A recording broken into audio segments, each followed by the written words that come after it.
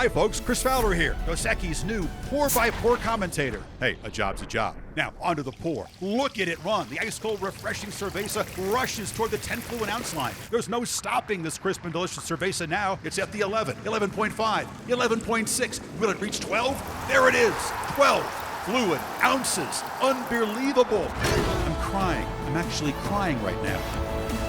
Dos Equis, a most interesting beer.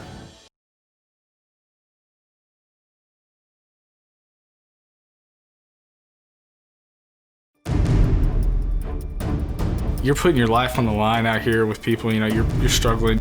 There's adversity you go through. You got to stand for who you are. Just want to be the best player. You want to do everything right for your teammates to your left and right. You got to believe in what you're doing and have faith in your team and be strong and persevere through things. We're all helping each other grow, be better people. There's a lot of lessons to be learned from it, not just football, but in life in general. Selflessness. You can't play a team sport if you're selfish.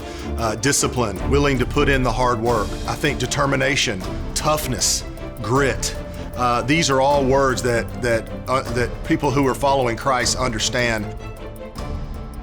All people, and to be honest with you, in the end, we need someone to help us on our journey. And in that, how does my life begin to live out the Word of God?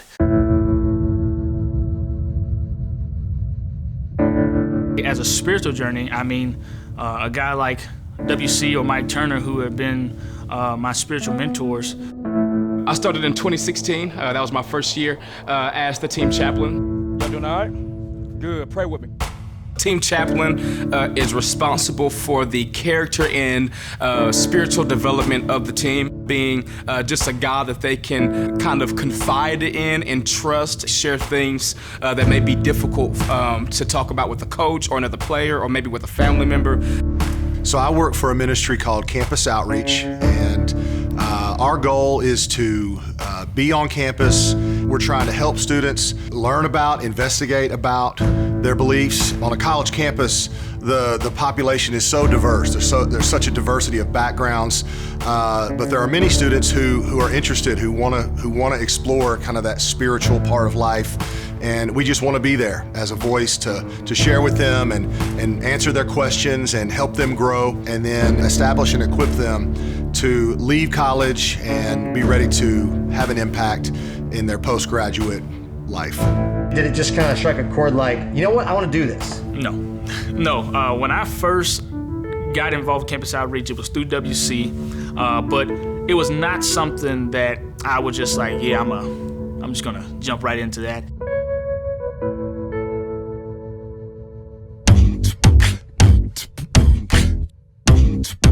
Deion, man. Deion, he's that guy that'll do anything for you and for this team and for this program and for me personally in my life. He's a guy you can call up and he'll always be there. I met him early on and we became close over the years, and now we're roommates, and just a great dude all around. It's crazy, thinking back that's been 5 years ago that he stepped in our program.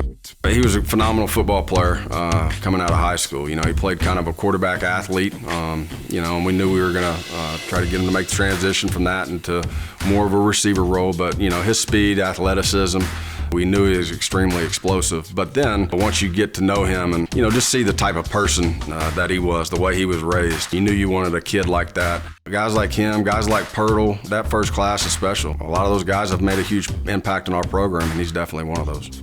Yeah, I've been in the room with Deion for five years now, with the daily grind of everything. He's always involved, whether it's pre-practice, whether it's during practice. I think he'll be the first to tell you he probably knows what I'm thinking before the words come out, just because he's seen it so many times over the past 5 years. And so watching him grow, I think just growing to a man and finding out what his role is for the rest of his life has been awesome to see.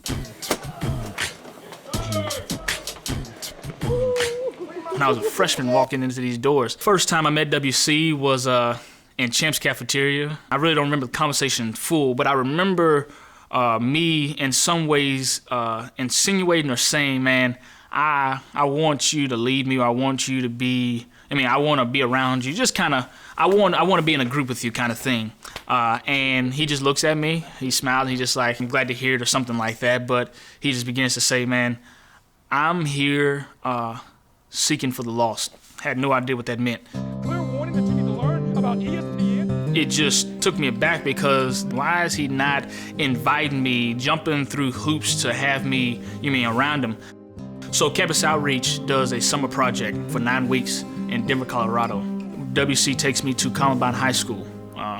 And obviously we know the tragedy that happened there. So he begins to explain the story to me about where the library used to be, how they've redone it. We drive around and we're talking about the school, but then finally we walk up into the memorial that they have out there for those people.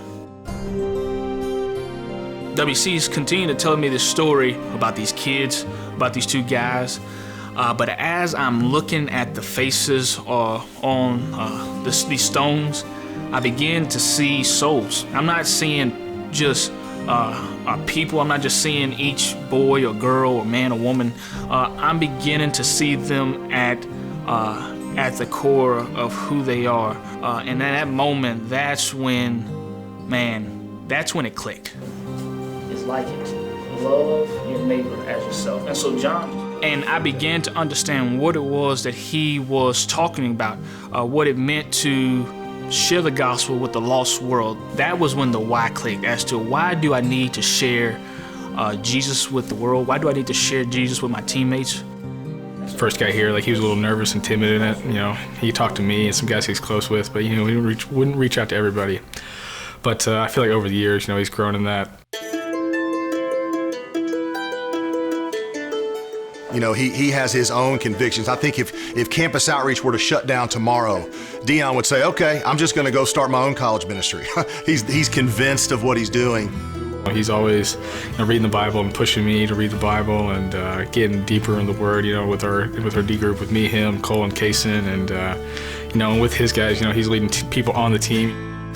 Me and Deion meet every week. It's helped me tremendously. I think it's helped me, be able to communicate more to, the team, my teammates, just be a better person in general, He stepped in this year for us with WC, with this COVID, thing we're all going through.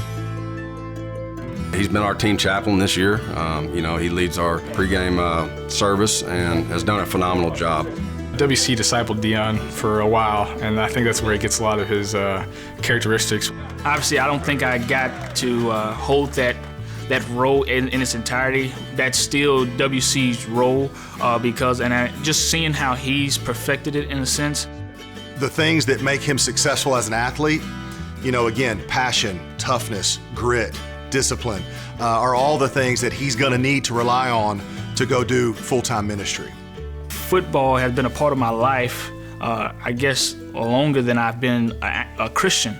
And so, yes, I would love to merge the two, but regardless if I'm around sports or not, there's still a duty that I have to spread the gospel.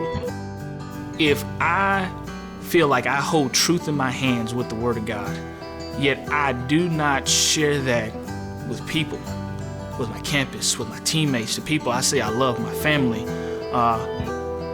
what kind of person am I? This right here that you wear across this chest, man, this mean green, it means something to me. It means something to me, for real. And I love y'all, seriously, love y'all from the bottom of my heart.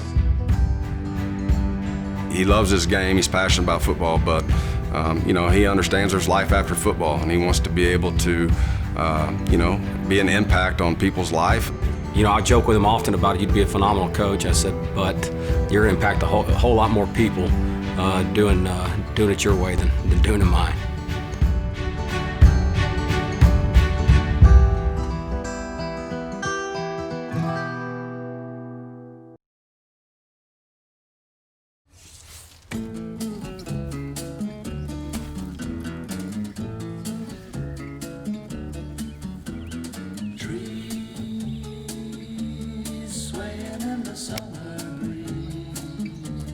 Showing off their silver leaves as we walk by. Soft kisses on a summer's day, laughing all